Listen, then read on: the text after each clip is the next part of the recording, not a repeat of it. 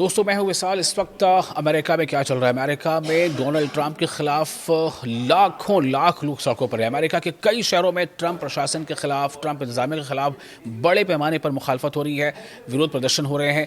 ये no Kings रैलियों का तीसरा दौर है, जिनमें पहले भी लाखों की तादाद में लोग शामिल हो चुके हैं। ये जो कैंपेन चल रहा है डोनाल्ड ट्रंप के खिलाफ, उनके फैसलों के खिलाफ, इस कैंपेन का नाम है नो किंग्स। जो इस रैलियों का इनेकाद कर रहे हैं, जो इसका आयोजन कर रहे हैं, उनका कहना है कि वो अमेरिकी राष्ट्रपति डोनाल्ड ट्रंप की लागू की गई नीतियों की मुखालफत कर रहे हैं।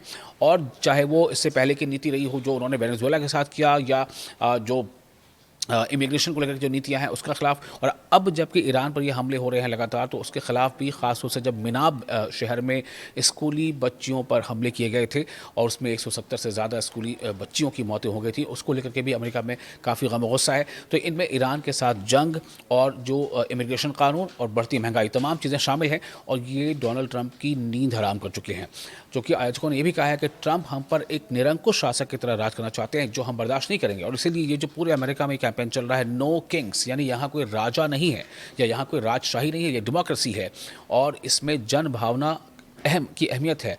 तो लेकिन ये अमेरिका है और सत्ता जनता के हाथों में होती है, ना कि उन लोगों या उनके अरबपति साथियों के हाथों में है जो खुद को राजा समझते हैं। आप देखिए तस्वीरें, इन तस्वीरों में आप देखेंगे न्यूयॉर्क सिटी में हो, वाशिंगटन डीसी में हो, कई अलग अलग जगहों पर एक साथ 30, 40, 50 शहरों में ये जो है प्रोटेस्ट हो रहे हैं। अब आप देखिए इस प्रोटेस्ट में लगभग तमाम जो उम्र के लोग आपको नजर आएंगे, खासतौर से इसमें एक युवा जो है, लेडीज़ जो हैं, उनकी भी तादाद काफ़ी ज़्यादा है। सबके हाथों में प्लाकार्ड है।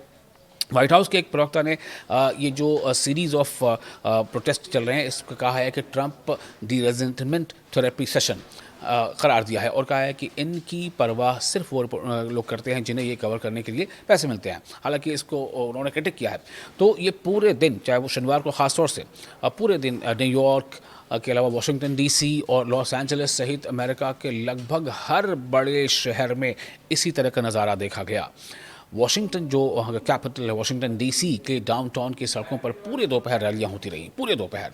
आप देखें तस्वीरें, आप देखें आपको अंदाज़ा हो जाएगा। इन तस्वीरों में जो आपको दिख रहा है, जो लोगों का इसमें गुस्सा नज़र आ रहा है, जो उन्होंने प्लेकार्ड में जो नारे लिख रखे हैं, जिनमें लोगों की भारी भीड़ है जो मुजाहरा कर रही है। और इन मुजाहरीन से लिंकन मेमोरियल की सीढ़ियों पर कतारें लग गई हैं और नेशनल मॉल भी खचाखच भर गया है कई जगहों पर। नो किंग्स, इस पूरे प्रोटेस्ट का जो थीम है वो है नो किंग्स। मैं बार बार कह रहा हूँ कि जिस तरह से एक आमराना अंदाज में डोनाल्ड ट्रंप फैसले ले रहे हैं, उसकी मुखालफत की जा रही है कि नो किंग्स, कोई यहाँ किंग नहीं है। इसके पिछले प्रदर्शनों की तरह इस बार भी प्रदर्शनकारियों ने ट्रंप और साथ ही साथ उपराष्ट्रपति JD वैंस और ट्रंप एडमिनिस्ट्रेशन के जो दीगर अफसरान हैं उनके पुतले लहराए थे। नो किंग्स ये एहतजाजी मुजाहरे में से एक बहुत अहम मुजाहरा है, जो खासतौर से मिनेसोटा में भी हुआ।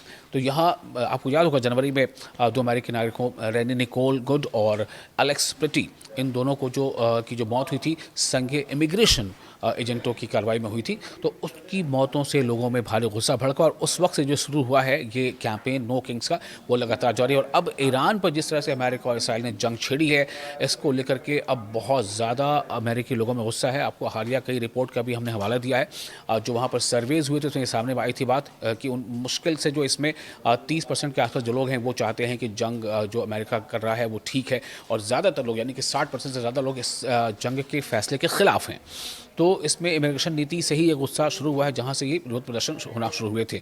और अब ये डोनाल्ड ट्रंप के लिए एक तरह से गले की फांस बनता जा रहा है। आपको बता दें कि कई मुबस्सिरीन ये भी राय रखते हैं कि जिस तरह से डोनाल्ड ट्रंप ने पहले कहा था बीच में कि 48 घंटों का हम वक्त दे रहे हैं ईरान को, वो शर्तों पर मान जाए या फिर बड़े हमले होंगे उनके पावर सेक्टर्स पर, पावर प्लांट पर। उसके बाद फिर उसको बढ़ा करके उन्होंने जो है 5 दिन का टाइम कर दिया था, फिर 5 दिन से बढ़ा के फिर उन्होंने उसको आगे 10 दिन बढ़ाते हुए 6 अप्रैल तक का वक्त कर दिया। तो ये जो इस तरह से डोनाल्ड ट्रंप के जो फैसले बदल रहे हैं, उनके ऐलान, वो सुबह कुछ कहते हैं शाम कुछ कहते हैं, तो बताया जा रहा है कि दरअसल अमेरिकी जो शहरी हैं उनके अंदर इसको लेकर के काफ़ी नकारात्मक जो है उनकी प्रतिक्रिया है। और एज ए होल ज़्यादातर अमेरिकी डोनाल्ड ट्रंप के इन फैसलों से जो उन्होंने हालिया दिनों में लिए हैं उससे बिल्कुल इत्तेफाक नहीं रखते हैं, और इसीलिए इतनी बड़ी तादाद में लोग सड़कों पर निकल कर प्रोटेस्ट कर रहे हैं।